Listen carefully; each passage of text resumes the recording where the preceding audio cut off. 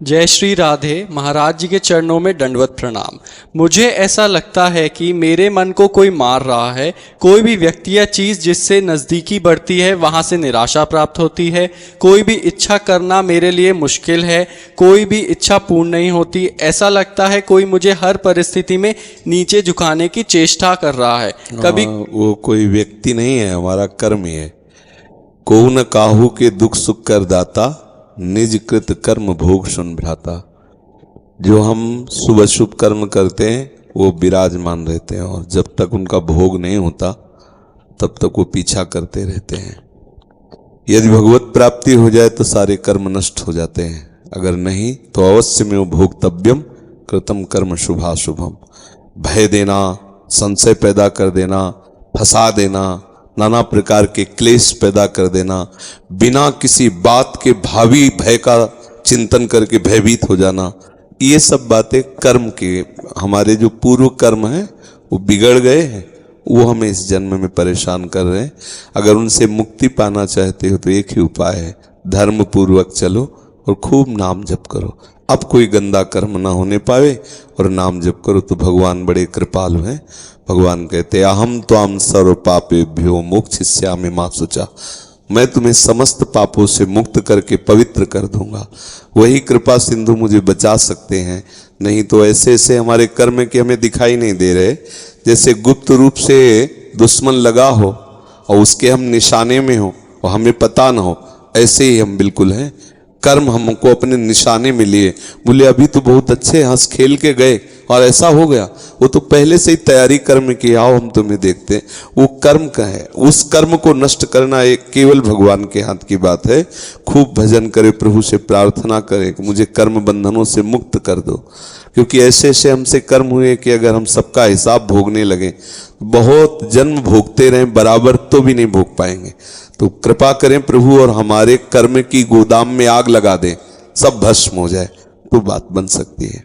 और ये सब मानना कि कोई हमारे पीछे कुछ लगा दिया है, कुछ ऊपरी चक्कर और भीतरी चक्कर, ये सब बेवकूफ़ी है, इसमें कोई महत्व नहीं है, ये सब अज्ञान की बातें हैं।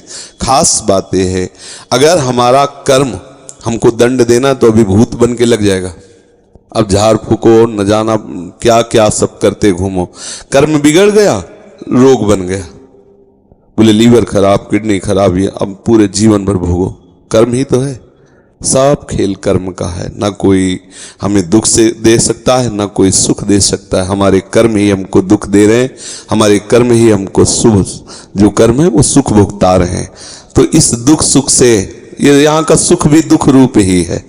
जैसे जेल में कोई बंद हो और उत्सव मना रहा हो तो उसका, अब उसके फांसी की सजा उत्सव मना रहा हो, क्या उत्सव उसका। ऐसे ही माया की जेल में बंद है, वो बोले आज हमारा बर्थडे, पता नहीं शाम के बर्थडे होगा कि डेथ डे होगा, कोई भरोसा नहीं किस मिनट में क्या हो क्या। तो ऐसे हम जीवन मुक्त जब तक नहीं तब तक क्या सुख। इसलिए बच्चा, कम से कम इतने भाग्य तो तुम्हारे प्रबल हुए कि तुम अपने अंतर की दशा को देख पा रहे हो, अंतर्मुखी हो। बस एकमात्र प्रभु की शरण में होकर उनका नाम जप करो। अब कोई गलती ना होने पावे तो अबलो न शानी अबना न सही हो, ये दृढ़ नियम ले लो तो प्रभु बहुत कृपालु हैं। बहुत, मतलब आप सोच नहीं सकते हो कितने कृपालु हैं। वो सब माफ कर देंगे और वो मालिक हैं, वो ईश्वर हैं। जैसे किसी ने एक जगह प्रश्न में लिखा कि हम मानते ही नहीं कि भगवान है। तुम मानते इसलिए नहीं कि अज्ञानी हो, बिना बाप के तुम थोड़ी पैदा हो गए, पिता तो है ही ना। अच्छा, तुम्हारे ना मानने से ऐसा तो नहीं, हम नहीं मानते कि हमारा कोई बाप है, तो तुम्हारी बात मानने थोड़ी होगी। कृति है तो कोई रचने वाला है, कृति माने रचना, इसे प्रकृति कहते हैं। तो बोले सब प्रकृति से है, तो प्रकृति एक रचना है, इस सृष्टि भगवान की एक रचना है, तो इसको रचने वाला भी कोई है। अगर रचना है, मान लो चित्र है तो चित्रकार भी है ना, तो सृष्टि रूपी रचना है तो इसका रचने वाला भी है। अब उसको तुम राम बोलो, कृष्ण बोलो, हरि बोलो, परमात्मा बोलो, ब्रह्म बोलो, जो बोलो, वो है एक, वो है, तुम्हारे ना कहने से नहीं होगा। है मान लोगे तो तुम्हारा मार्ग मंगलमय हो जाएगा, और नहीं मान लोगे तो नास्तिकता में भोगना तो पड़ेगा ही। आप बोलो हम नहीं मानते कोई जेल वेल सजा है, तो बुरे कर्म में जब फंसोगे तब अपने आप अनुभव में आ जाएगा कि कोई जेल है, कोई दंड है, विधान है, कोई सजा है।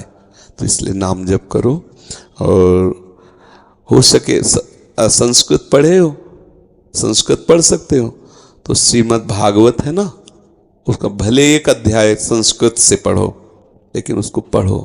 तो श्रीमद् भागवत बहुत जल्दी सारे अशुभ कर्मों को नष्ट कर देते हैं। धुंधकारी प्रेत बना हुआ है 7 दिन में, और कोई साधना नहीं, केवल सुना तो 7 दिन में उसे हरि रूप प्राप्त हुआ और भगवत पार्षदों के साथ विमान पर आरूढ़ होकर सीधे भगवान के धाम को गया। 7 दिन में, बहुत कम समय में भगवत प्राप्ति कराने वाला परम महामोदमय साधन श्रीमद् भागवत है।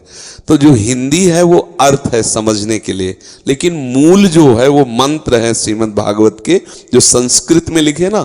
हाँ, अगर अपने न पढ़ पावे तो किसी उत्तम भागवताचार्य से, जिसको संस्कृत का ज्ञान है और जो ईमानदारी से पूरा पाठ करके ठाकुर जी की प्रसन्नता के लिए सुना सके, तो बैठकर 4-5 घंटे रोज सुन ले। 7 दिन किसी भागवताचार्य से पाठ करवा ले संस्कृत से, अपने कुटिया में या जहां भी जैसे बने, और नहीं तो स्वयं 1 अध्याय 2 अध्याय रोज पाठ करे। अब ऐसा तो भागवत बहुत कृपा में है, साक्षात श्री कृष्ण का वांग्मय स्वरूप है, सारे अशुभों को नष्ट कर देता है।